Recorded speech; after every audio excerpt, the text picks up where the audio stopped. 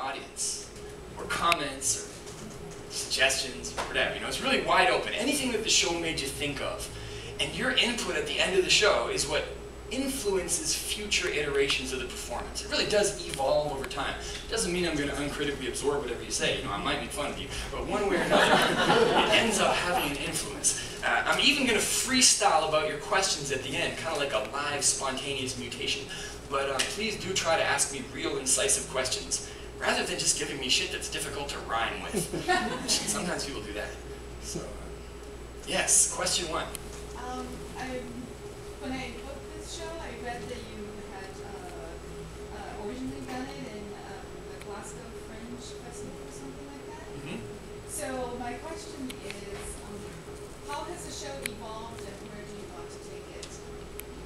How has it evolved and where? Do you want to go? You want to stay in New York? Or? Oh, definitely not. I want to go to the Bible Belt.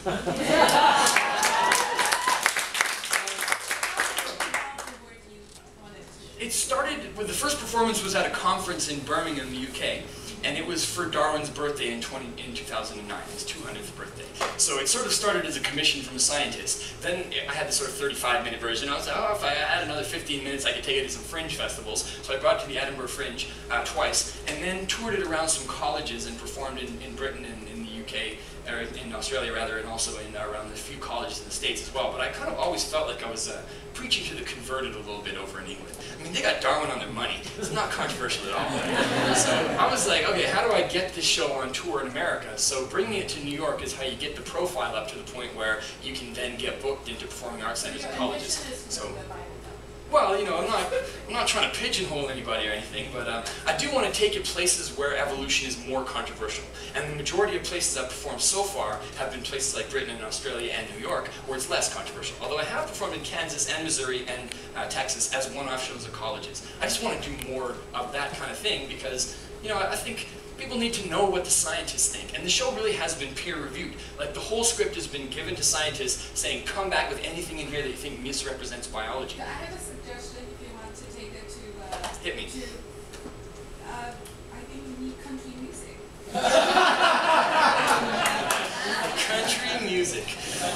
All right. You asked how it's evolved so far. So far it's been impervious to the genes of country music.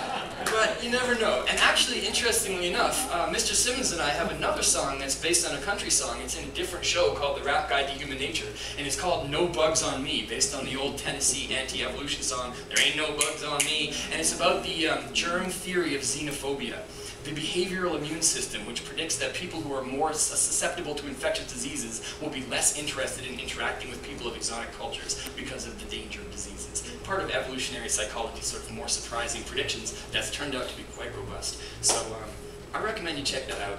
And how it's evolved over time, you know, suggestions have worked their way in. Recently I used to say Hispanic people when I was talking about Asians and Hispanics and whites and Jews and blacks, and if some Hispanic person said, don't say Hispanics, we say Latinos now. I was like, all right, you know, there's a replacement of part of the genes of the show right there. And other things, I used to do that don't sleep with mean people thing. That was just one line in the show. And then people heard it and were like, you know, that is something you can take away from this and apply in your actual life. And I was like, okay, well then it needs an actual song. And then I wrote this big anthem, Don't Sleep With Mean People, as the denouement of the show specifically. So that's how it evolves. Some parts get expanded, some parts get deleted. Just like genetic mutation in nature. Question 2, right there. I just want to know about your background. You seem to be quite an educated person. I did a master's in medieval literature. I was isn't it obvious? It was a comparative lit degree that I did, and my thesis was about the Canterbury Tales. So I did a couple of undergraduate biology courses just for breadth and interest, but I didn't know much about evolution until I was in Britain performing my previous show, The Rap Canterbury Tales, at a bunch of colleges. And the scientist from the UK approached me in 2008 and said, next year is Charles Darwin's 200th. Could you rap the origin of species like you did the Canterbury Tales? I was like, good challenge. All right, so then that's how this show started. And that was about trying to jump the aisle from humanities into the sciences. And just basically it came together by reading a whole big stack of popular science books and synthesizing the ideas. But I'm not a scientist at all. These are layman's terms. All right, the last one I saw is right there by the wall, yeah.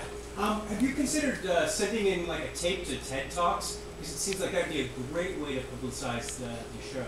Yeah, I've communicated with some of the people who organize the main TED conference in California. Haven't been invited there yet. I think I'm sort of on their radar and they're waiting to see how sort of well I endure in the real world first or something.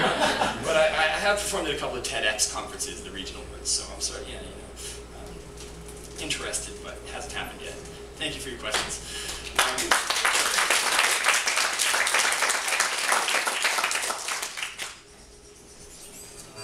To finish the show off, I'm going to try to tell you guys how an evolutionary rap song gets written in the first place, alright?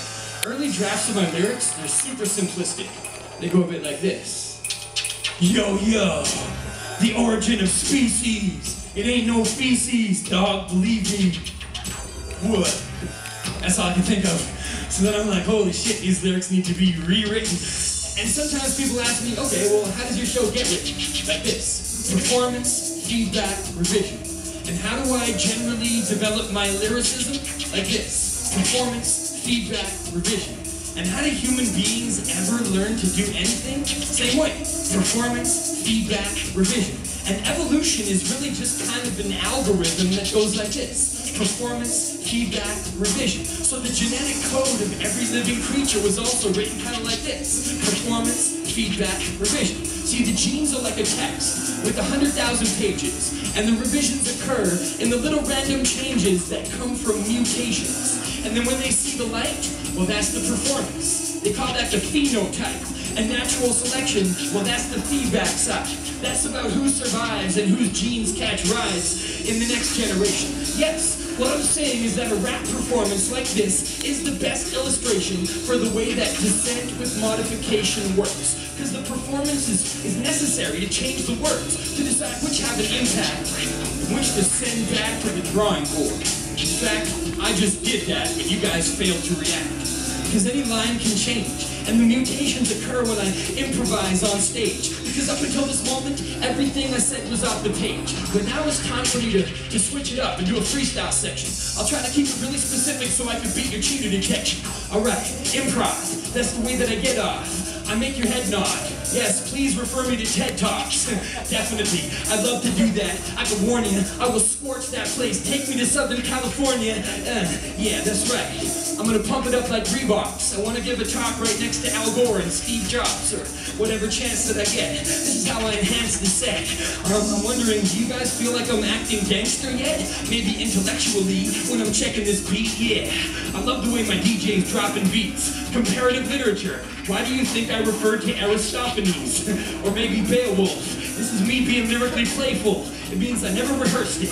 These are freestyle verses. And even if I make a little mistake over the rhythm, that's okay. That's how I introduce randomness into the system. See? That's the example. These are live mutations. Yeah, that's right. We freestyle until the groove's breaking. This is the way that I try to get people's hands up. I want to take this place, this show all the way to Arkansas or Kansas, or maybe all the way down south to Louisiana. Yeah, we gotta get some creationists to feel a little bit queasy with stand-up. That was a bit of a strange rhyme. Anyway, I'm just gonna try to keep my brain in line while I kick a few of these rhymes. Yes, indeed, I'm gonna test these beats. This is really swell rapping. One day, maybe I'll even get to perform for Michelle Bachmann. Yeah, and Rick Perry. That shit's scary. It's alright, I'll keep on dropping this. I will step on stage in front of any college kids. I don't care what their background is. Yeah, I'm gonna teach them what evolution, Chaucerian Canterbury Tales, and freestyle is. Because that's the synthesis. This is my concept right here, see? This is my little system. It goes like this. Performance, feedback, revision. You guys want to know about evolution?